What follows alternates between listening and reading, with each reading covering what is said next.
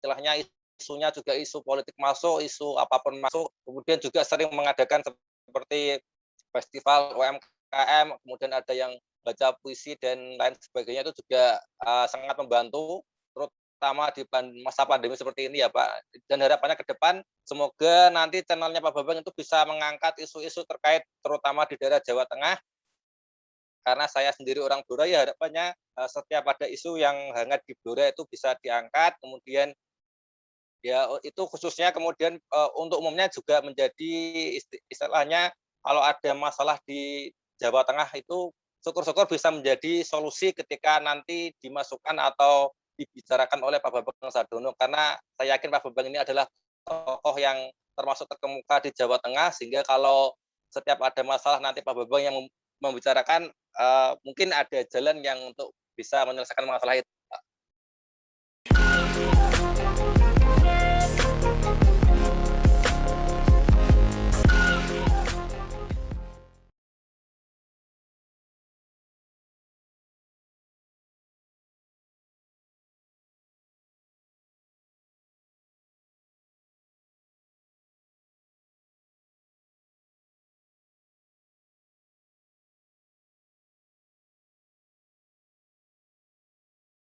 Assalamualaikum warahmatullahi wabarakatuh.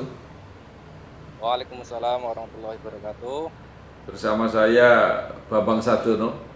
Saya sudah bertemu dengan seorang pemuda yang cukup kreatif, ya. Mas Muhammad Imam Mutakin. Saat ini menjadi guru SMP Al Azhar Kalibanteng, Semarang. Berasal dari Blora dan lulusan UIN Wali Songo Semarang. Apa kabar, Ya. Mas Imam? Alhamdulillah sehat, Pak Bambang. Pak Bambang pripun kabare? Di Todanan itu kalau nggak salah kan ada pabrik gula itu. Itu gimana Pabrik perkembangannya? gula.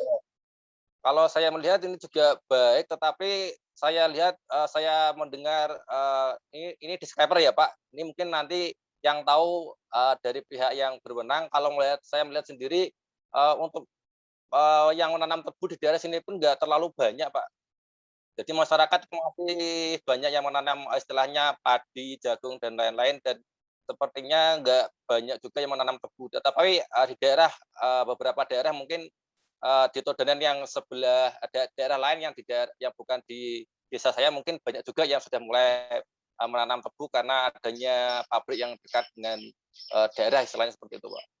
Ya semoga aja, dengan adanya pabrik ini bisa menyerap tenaga dari daerah sendiri terutama dan juga bisa menyerap tebu dari petani dengan harga yang lebih istilahnya lebih pantas lah untuk, didapatkan oleh petani. Itu apakah karena faktor petaninya atau faktor pabriknya? Artinya begini, petaninya memang nggak begitu berminat menanam tebu karena tidak menguntungkan seperti itu, atau mungkin apa pertimbangannya? Nah, kalau itu kurang kurang saya sendiri kurang tahu ya Pak, mungkin karena apa ya Pak, mungkin petani kita juga masih apa istilahnya, mindset-nya itu mungkin masih, menganggap bahwa tanaman eee, yang kita tanam ya yang umum aja, yang padi seperti padi, jagung, dan lain sebagainya. Tapi kalau daerah saya itu yang sudah mulai berkembang itu sudah mulai berani menanam selain, istilahnya padi dan jagung, ada yang sudah mulai menanam kayak cabai dan lain sebagainya, tapi juga sekarang petani sekarang kan itu kan, lawannya kan ada 2 ya Pak, lawannya itu musim dengan lawannya hama, itu kan juga, menjadi pertimbangan juga untuk, istilahnya petani pada saat zaman sekarang seperti ini. Ya. Nah, sekarang persoalannya, kalau petaninya nggak mau tanam tebu, terus pabriknya giling apa? Nah itu kurang tahu Pak, sepertinya Blora, juga, apa tuh, untuk PG-nya saya melihat juga ketika aktivitas penggilingan itu kan juga banyak dari mobil-mobil apa tuh, truk-truk tebu yang sudah masuk ke sana, mungkin juga dari sebagian mungkin dari daerah lain, tetapi juga saya yakin bahwa apa tuh, pasti ada yang diserap dari Blora, karena saya melihat di daerah lain juga yang tanam tebu juga banyak kok Pak, yang maksudnya di daerah, sekitar pabrik seperti itu. Tapi untuk di Sonoklon sendiri sepertinya yang tanam tebu itu tidak sepertinya belum ada, belum pernah melihat yang tanam tebu di daerah sini. Kalau di Todan dan daerah lain mungkin banyak juga Pak yang sudah tanam tebu. Mungkin juga kalau faktor harga yang istilahnya pantas juga mungkin masyarakat juga akan tertarik untuk menanam tebu, Pak. Ya. Nah, sekarang pindah ke Pak Imam. Pak Imam kan pernah mengusulkan saya supaya mengangkat materi mengenai sepak bola Blora. Nah, saya itu eh, berpikir apanya yang hebat dari sepak bola Blora. Mungkin Pak Imam bisa meyakinkan saya. Awalnya itu saya itu dulu kaget Pak ketika mendengar berita bahwa Stadion Kridosono itu dibongkar pagarnya, ya. Dibongkar yang sebelah kanan kiri meskipun tribunnya masih karena kalau dulu kan full untuk kegiatan sepak bola tetapi sekarang mau dibuat menjadi ruang terbuka untuk masyarakat. Ya meskipun kegiatan sepak bola masih di sana tetapi kan istilahnya sudah tidak difungsikan lagi sebagai khusus untuk sepak bola dan rencananya saya mendengar kabar mau dibangun stadion baru. Tetapi sampai saat ini kita juga belum pernah mendengar desain stadionnya bagaimana letaknya. Kalau letaknya kemarin katanya di daerah Blora Kota, tetapi sudah sampai mana mungkin tendernya atau apanya kan kita juga belum tahu perkembangannya. Jadi mungkin nanti Pak Bambang bisa mengundang instansi terkait untuk membantu. Dan yang saya pengen sampaikan itu karena kita lihat seperti yang akhir-akhir ini menjadi hangat itu kan karena salah satu putra asli Blora Mas Pratama Arhan itu kan sangat fenomenal ya Pak yang menjadi pemain PSIS. Kemudian kemarin di Piala Menpora juga menjadi pemain terbaik, pemain muda terbaik. Kemudian ini juga menjadi salah satu pemain timnas senior yang dipanggil untuk mengikuti pemusatan latihan yang nanti untuk kualifikasi Piala Dunia itu kan sangat membanggakan. Artinya apa Pak? Bahwa Blora itu punya bibit unggul untuk bola istilahnya. Jadi kalau Pemkapnya tidak memfasilitasi baik itu infrastruktur atau apapun, nanti eman-eman kalau adik-adik kita yang punya bakat ini tidak dikembangkan. Tetapi kalau saya lihat di IG-nya Aska Blora itu memang perkembangannya juga sudah lumayan bagus, ada pembinaan usia dini, kemudian ada membentuk tim Pertiwi yang timnya sepak bola wanita, ya itu juga mulai berkembang. Tetapi mungkin yang menjadi catatan adalah infrastruktur kita untuk memfasilitasi itu semua, Pak. Tinggal nanti pemkapnya bagaimana, rencana ke depan untuk rencana realnya bagaimana stadion itu terbangun agar fasilitasnya ada, bibit-bibitnya juga nanti dibina oleh Aska PSSI yang saya rasa juga sudah mulai bagus untuk atau perkembangan itu Pak untuk sepak bolanya. Ya, kalau fasilitas lapangannya aja tidak jelas seperti yang dikemukakan Mas Imam tadi.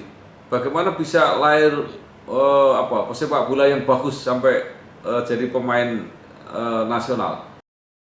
Itu makanya Pak itu harapan saya semoga istilahnya Pemkat itu juga mendengar aspirasi semua warga istilahnya pecinta sepak bola. Kalau melihat upaya pemerintah dengan mengubah Stadion Kridosono, saya yakin itu bagus karena saya sendiri melihat lokasi Stadion Kridosono itu tidak efektif untuk sebagai stadion, Pak, terlalu sempit dan sudah terbatasi oleh jalan dan tidak mungkin bisa berkembang. Lahan parkirnya aja susah. Nah, semoga kalau benar-benar dibangun stadion yang baru di tempat yang baru, yang tempatnya lebih luas, sehingga fasilitasnya terbangun itu bisa istilahnya anak-anak muda juga akan lebih semangat untuk bermain sepak bola lagi Pak. Kita lihat seperti dulu kan biasanya kan saya juga melihat misalkan mengadakan turnamen antar kecamatan, antar LSSB itu kan juga bagus untuk mencari bibit-bibit unggul istilahnya dari Blora.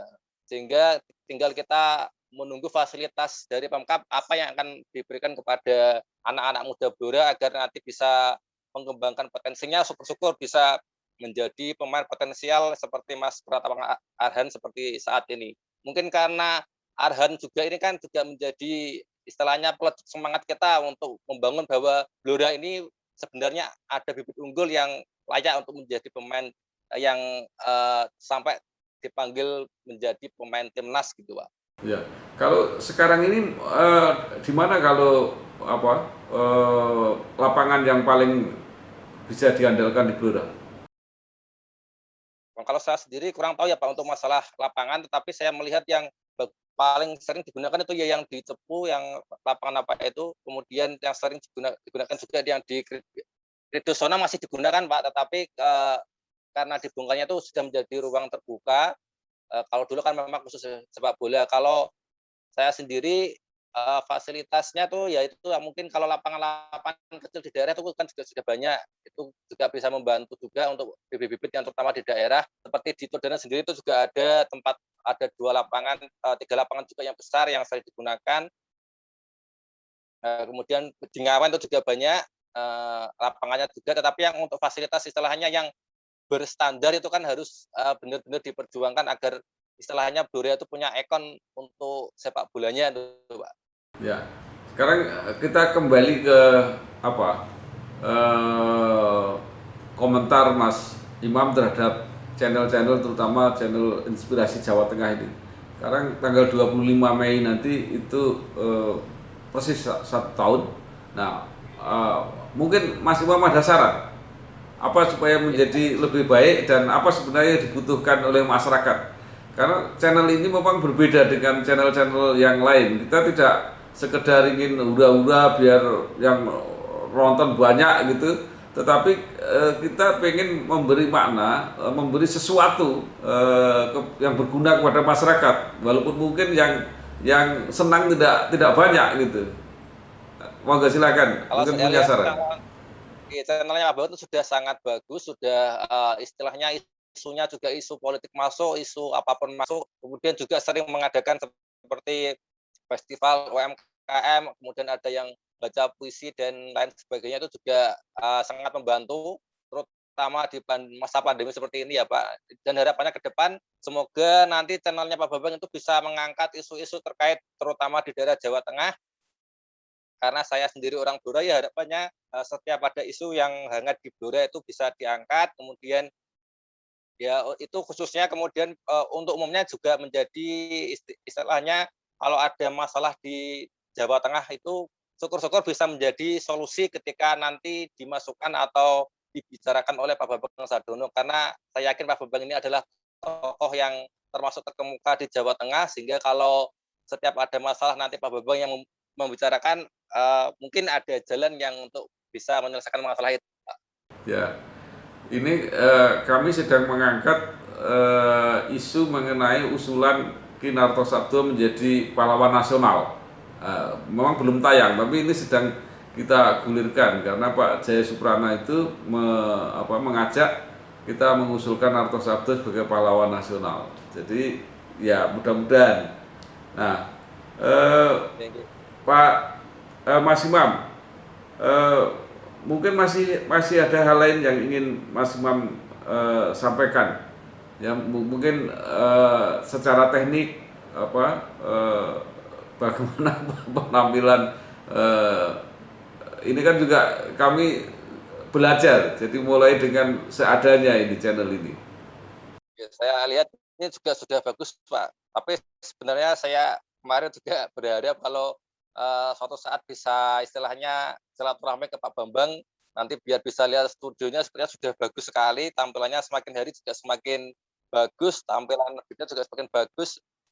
Yang penting sih kalau saya sih masalah isinya Pak, kontennya yang penting bisa menginspirasi warga dan juga bisa memberikan istilahnya syukur-syukur menjadi solusi setiap permasalahan yang ada di masyarakat seperti itu. Ya, Mas Imam, memang mohon maaf, saya juga senang kalau bisa ketemu ini. Tapi kami benar-benar sekarang sedang membatasi itu ya, karena situasi seperti ini. Bahkan ini teman-teman yang tim saya ini belum semuanya juga vaksin gitu ya. Jadi memang kita prioritaskan untuk Zoom dulu. Nah, nanti mudah-mudahan dalam perkembangan berikutnya kita akan turun juga ke lapangan seperti yang diinginkan oleh Mas Imam. Saya kira terima kasih sekali Mas Imam. Nanti setelah ini kita bicara sebentar. Yang telah menyampaikan berbagai pendapat baik kegiatan SMP Al Azhar di masa di bulan Ramadan ini dan juga usul dan saran tentang Blora, juga termasuk usul dan saran mengenai channel Inspirasi Jawa Tengah. Saya kira terima kasih, sukses, berjuang terus. Oke. Ya, Pak. Matur nuwun. Wassalamualaikum warahmatullahi wabarakatuh. Waalaikumsalam warahmatullahi wabarakatuh.